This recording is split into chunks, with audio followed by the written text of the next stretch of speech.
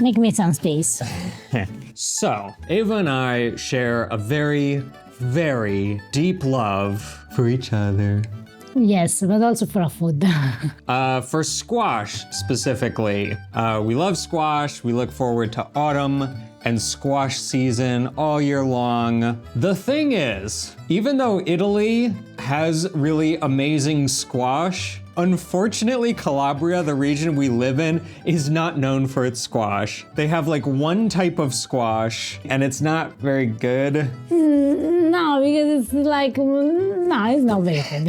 It's very like fibrous and doesn't have a lot of flavor. And that's why actually a lot of Calabrians who that's the only squash they've ever had, they think that they don't like squash. So when fall comes around, we have to mail order our squash from northern Italy. And now we have a bunch. Calabria is not well known for the squash dishes, but this doesn't mean that in Italy we don't use squash. Because up in the north, like Emilia-Romagna, Lombardia, or also in Naples, also in Sicily, they have amazing squash dishes. Eva has shared a few on the channel before, and everyone I've tried so far has been really, really amazing. So if you're like us and you like squash and you're looking for some good recipes, or maybe if you're an American and Thanksgiving is coming up and you're looking for some good side dishes, then stay tuned because Eva's gonna share some. The first dish comes from the north of Italy, and this is a very festive dish because it was used for Christmas Eve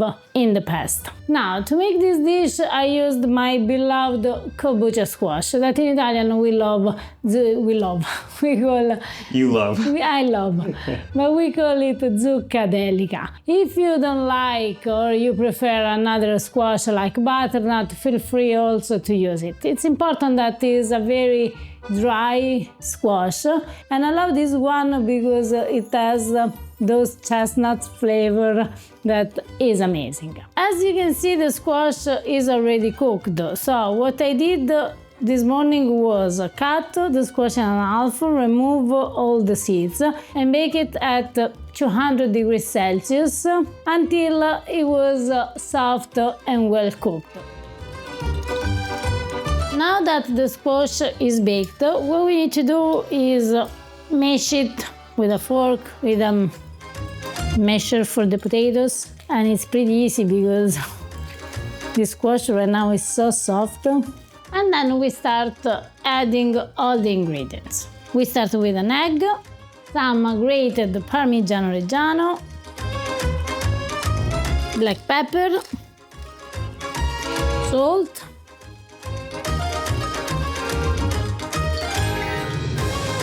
this is optional, but I love the taste of squash and cinnamon, so I'm going to add a little bit of cinnamon, breadcrumbs, and last but not least, some melted butter. And we mix all together. I'm going to use a baking tray like that. You mean pie dish? Yes, it's a pie dish. We put a little bit of olive oil, and with a brush we spread the olive oil all around. We cover the the pie dish with a little bit of breadcrumb.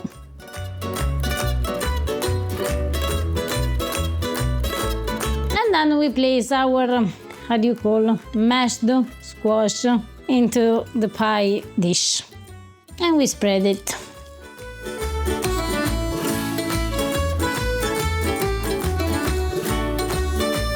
With a fork, we make some, righe? Scores.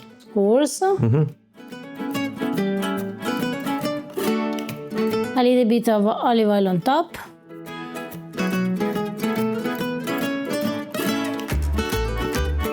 And now we bake it at 180 degrees Celsius for about 25 minutes, 30 minutes. So it's like a squash cake? I would call it more like a squash gâteau. Gâteau means cake. It's like, yes, in English, gâteau means cake. No, in English, French, sorry. it's a French word. But in Italian it's called gatto, G-A-T-T-O. This actually can be called a sort of tortino di zucca.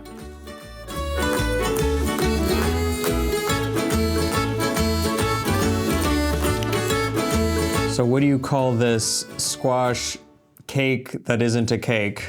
The name of this dish is Nusät. Nusät? Nusät. That's up there with one of the least Italian sounding dish names I've ever heard. Because it comes from Lombardia, and because it's up to the north where their dialect is influenced by German and French and all that. Well, it's very, very simple to make. You just cook some squash, mixed a few things together, ingredients that probably a lot of you watching already have at home, and you just bake it. It's dumb approved. Dumb approved? Idiot proof. Dumb approved. Also dumb approved. So it doesn't look very beautiful, shining and whatever. It's very, very plain looking. But it's so good because all the flavor of the squash, of the cheese, the breadcrumb is just concentrated in this small piece. Oh, spoiler alert. I know, but because it's one of my favorite squash dish. It kind of looks like a crustless pumpkin pie, and I love pumpkin pie. Buon appetito. It's if you don't eat, you can't understand. It tastes so much better than it has any right to based on how it looks. See, I know. It's just the humblest looking little thing, but it is so cheesy and savory, but also sweet for the naturally squash. from the squash. It's unbelievable. I also think this is really perfect for Thanksgiving because Thanksgiving is kind of the king meal of mixing sweet and savory. It can be Thanksgiving, it can be Christmas, it can be a normal weekday because like the effort of making it, the simplicity is the result is much more. It's just way better than it has any right to be. I'm sure there are dishes out there, but I can't think of one. I can't think of any time I've had a cheesy squash dish, but it's really good. Today, Harper, for you is the right day because the next dish involves squash and cheese. But before you cheese it up, quick word about today's video sponsor. Luckily, we can have good squash shipped to us, but unfortunately, we can't have our favorite mattress shipped to us. When we moved from US to Italy, unfortunately, we couldn't bring with us our beloved Helix mattress. It was the best mattress we've ever slept on, and we've been through quite a few in the search for a good night's sleep, but sadly, it's gone. But that doesn't mean that you can't have one. Helix makes premium mattresses and bedding that are customized to fit your needs and shipped conveniently right to your door, unless you live in a small village in Calabria. We spent a lot of time and money looking for a new mattress. I always had a problem with my back. I always felt this pain and I felt that I didn't have any good night's sleep. I struggled with tossing and turning and waking up in the middle of the night, and I just thought that was normal. But that all changed when we got a brand new Helix mattress and learned that actually the mattress you sleep on makes a big difference. Everyone sleeps a little different. Every body has different needs. Eva, for instance, likes a really firm mattress, and I always thought that I needed a soft mattress because it felt more comfortable when I first laid down. But as I discovered going through this process, I sleep way better on firm mattresses. It's hard to know what your body needs, but that's why Helix provides a sleep quiz. In just a few minutes, you answer some questions about your sleep, any problems you might be having, and they will pair you to the perfect mattress. Shipping is free in the US. The mattress arrives right at your door, rolled up into a box. It could not be easier to get it into your bedroom, set it up. Then you get 120 nights to try the mattress to make sure that it's perfect for you. If it isn't, returns and exchanges are seamless and easy. Plus, every Helix mattress comes with a lifetime warranty. Sometimes getting a better night of sleep is just a matter of finding the right topper for an existing mattress. And if that's the case, Helix has you covered too. They have a variety of toppers that can help with spinal alignment, lower back pain, and even ones where it's split down the middle. So if you have a couple, for instance, who have different needs, you can accommodate both. We loved our Helix mattress, and we think you will too. Visit helixsleep.com/pastagrammar to get 27% off site-wide. A big thank you to Helix for sponsoring today's video. For our second dish, we are going to prepare a dish that most of you are familiar with.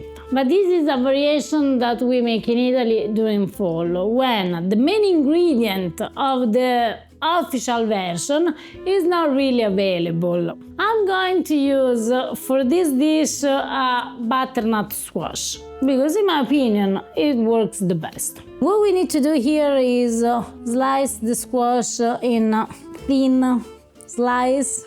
Which is easier said than done with butternut squash. So now we need to peel all the squash.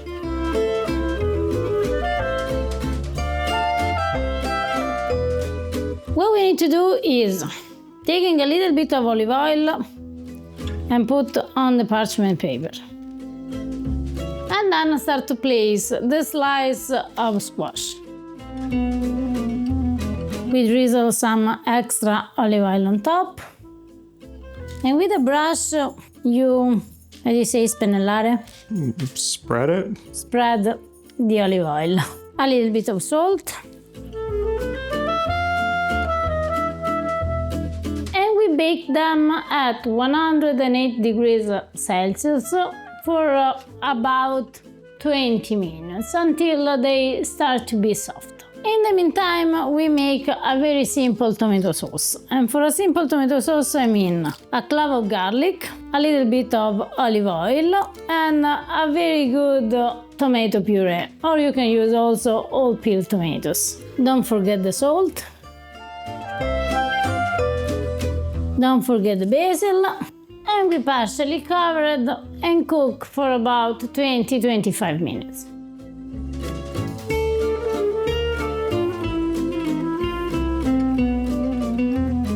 So we have our squash, we have our tomato sauce, and it's time to make a squash parmigiana. Like every eggplant's parmigiana, what we are going to do is layer a little bit of tomato sauce, then in this case the sliced squash, mozzarella cheese and parmigiana.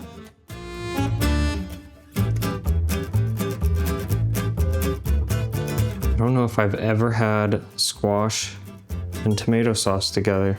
It's pretty good.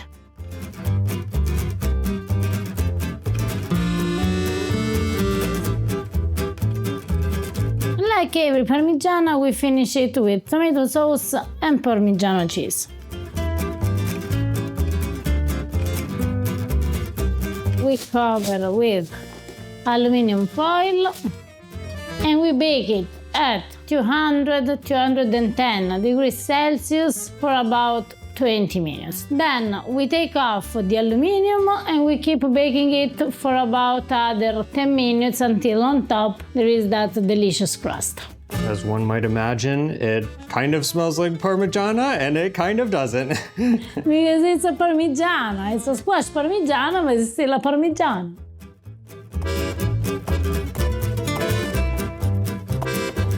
Now, squash is one of my favorite ingredients, favorite vegetables. I look forward to this time of year all year long.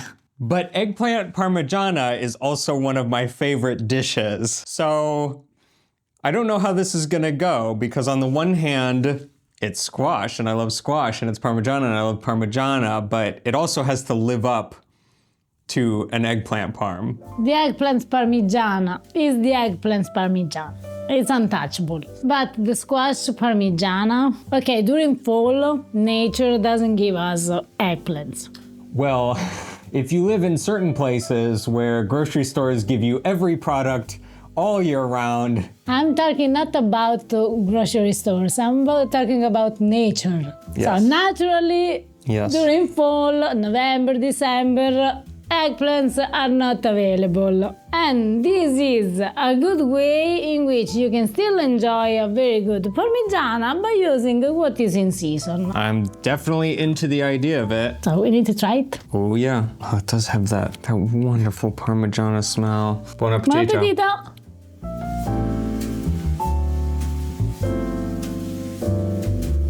Oh, okay. You know, now that it's November and we don't have eggplants anymore, I was kind of missing my eggplant parm. I think I'll survive. I think I'll be okay. That is very good. fantastic. It's obviously quite different. The squash brings this sweetness to it that frankly, I was not expecting to work as well with like tomato sauce and cheese. But it works. It really works. It works. I'm sorry, I'm just having a moment here. You're having a moment of truth, a moment of revelation. Oh, good. If you don't have eggplants, this is the way to go. Well, even just as like, you know, considering it its own dish, Absolutely. it's totally worth trying. Absolutely. Even if you have eggplants, it's like, See, but it's the just period in which you have eggplants, you shouldn't have a squash. I realize that. So, I realize that. summer, you go for the eggplants, fall, you go for squash. Now Actually, it's funny because, you know, in America, the grocery stores will have almost everything all year round. You can find tomatoes all year round, you can find eggplant all year round. Maybe the only vegetable I could think of that's actually seasonal it's squash. in the American grocery stores is squash. They only come out in fall. Other times of the year, it's like maybe you can find a butternut or something, but you don't see like the big displays of all the squash until fall rolls around. Now, for our third and final dish, I did tell Eva that I had a request. We made a video, I think last year, talking about kind of an odd tradition that we have, where every year for Thanksgiving, I ask Eva to pumpkinify, or squashify, we can say, a classic Italian dessert. It started with, I think, squash cannoli. There was a pumpkin tiramisu. Pumpkin strudel. Pumpkin strudel. That was amazing. Usually it doesn't work out well, but you did say that there is something that is made here in Italy that is going to seem like a squashified classic Italian dessert. I'll let you show them. For this recipe, I'm going to make the famous Cantucci, or as you call on the other side of the word, Biscotti. Now, hear me out. In Italian, Biscotti is the general word that we use for all the cookies. So, I got very confused when back in US, people they tell me, can you give me a recipe for biscotti? My question was, okay, but which kind of biscotti? What you call biscotti in Italian are called or Cantucci or Tozzetti, depends where you are. I'm using the recipe that you find in our amazing cookbook. The only difference is that I'm going to add squash. Now, this is the squash that I used before for the first dish, for the Nusät, and I just put some on aside the quantity that I need for my biscotti or for my Cantucci. The first step is to beat the egg with the sugar, with an hand mixer, or if you don't have an hand mixer, also with the Stand mixer? With the stand mixer. We need to beat it until it becomes white and fluffy. And now we add the lard and the squash. And we can keep mixing. Now we can add our flavors, our spices, and I'm going to add cinnamon, cloves, and vanilla. This coming ingredient is optional, but if you like, as I like, you can add a little bit of liqueur to your Cantucci. Now you can use rum, you can use whiskey, you can use Fireball, or if you are in Calabria, you can use Vecchio Amaro del Capo, which is our national regional digestive.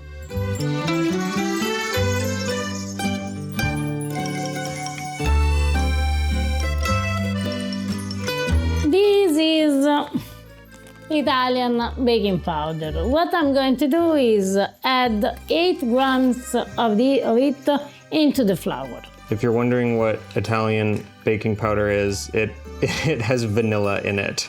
So I'm mixing the baking powder into the flour, and then with a sifter we start to add the flour to our squash, egg, sugar, cinnamon, cloves mixture, etc. etc.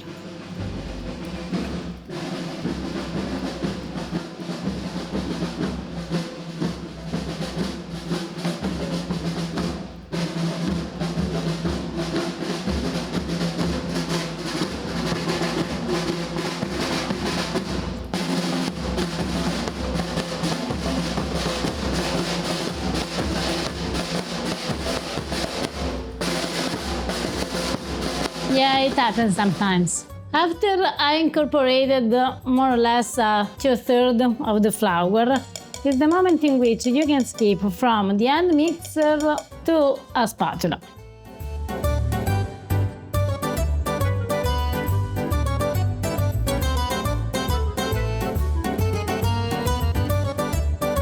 With the Cantucci, you can add every kind of stuff you want, which means you can add every kind of nuts, you can have dried figs, you can add raisin. In this case, I'm going to add walnuts and dark chocolate chips.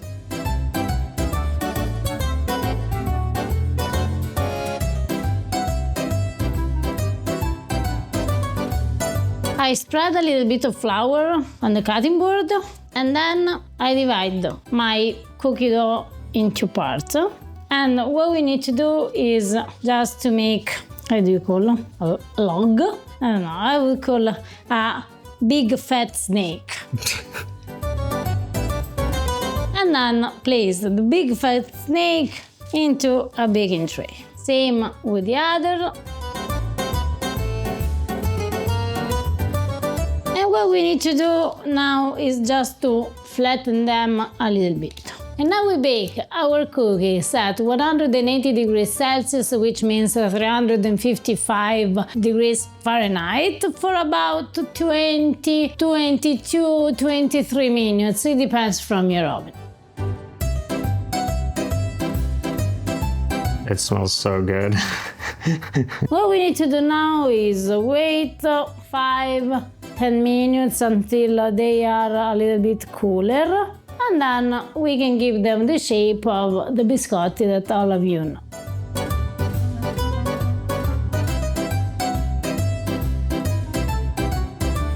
Now we need to replace them on the baking tray, because biscotti in Italian means cooked twice, and we need to cook them again.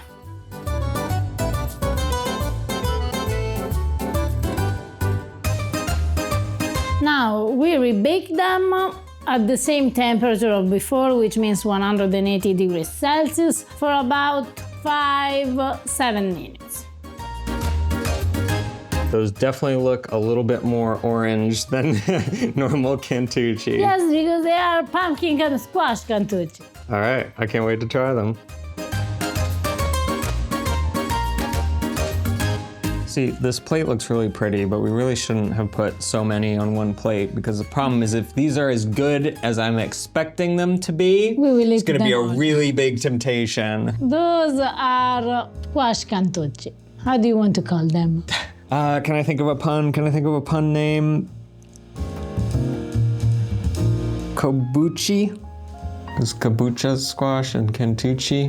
No, Harper is better. That's the best I can do right now. If you have a better idea, leave it's a comment. better Cantucci squash or squash Cantucci. Sure. So those are normal Cantucci based on the recipe that I used to make Cantucci. Plus we had a little bit of, kombucha squash. Well, your Cantucci are already really amazing. I'll brag about my wife for a second here. Her Cantucci are phenomenal, and everyone in town asks her to make them. She's just a Cantucci factory up in the kitchen. Actually, yes. It's true. And I like pretty much anything that is pumpkin or squash flavored, so this is right up my alley. Okay. Buon appetito. Buon appetito.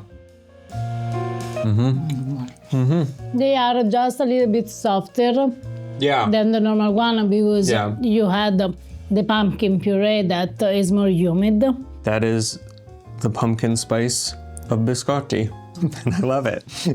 You can feel that there is an ingredient that is different from the other Cantucci, but you can't really tell Yeah, it's not as obvious as I was expecting, but it has that very like, I don't know how to describe it. Autumn taste, you know what I mean? It's just like Thanksgiving taste. Yeah. Thanksgiving taste. You can also take this when they are done and dip half of this in melted dark chocolate. Let them to solidify.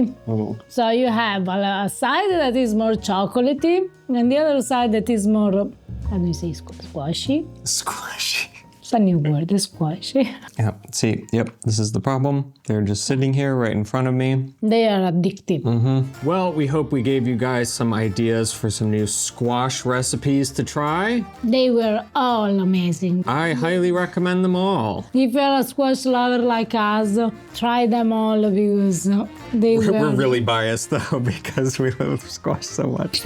If you try any of the recipes, which will all be down in the description below, tag us in a picture on Instagram or Facebook at Pasta Grammar, like Pasta Grammarian Monica, who made not only Sicilian arancini, beautiful, amazing, but also another amazing squash recipe that Eva did in a past video called Zucca in agrodolce. It's so good. The taste of that fried squash in olive oil with the mint and the vinegar. The marinade is like so good. It's so refreshing when you eat it and so satisfying that Monica, you did a great job and you chose the right dish. See, you keep talking and making me more and more hungry for squash, and we're all fresh out of squash because we just used it all. To all of my countrymen, my fellow Americans. I can say also the same. Oh yeah, yeah, I almost forgot about that. I almost forgot you're American now. I'm American. To all of our countrymen, hope you have a very happy Thanksgiving. Also to the Canadians, actually. Although The Canadians, they do in October. they do in October? Mm-hmm. You do it in October? Why? I'm sorry, we're kidding. All right, guys, thanks for watching. We'll see you next time. Ciao. Ciao.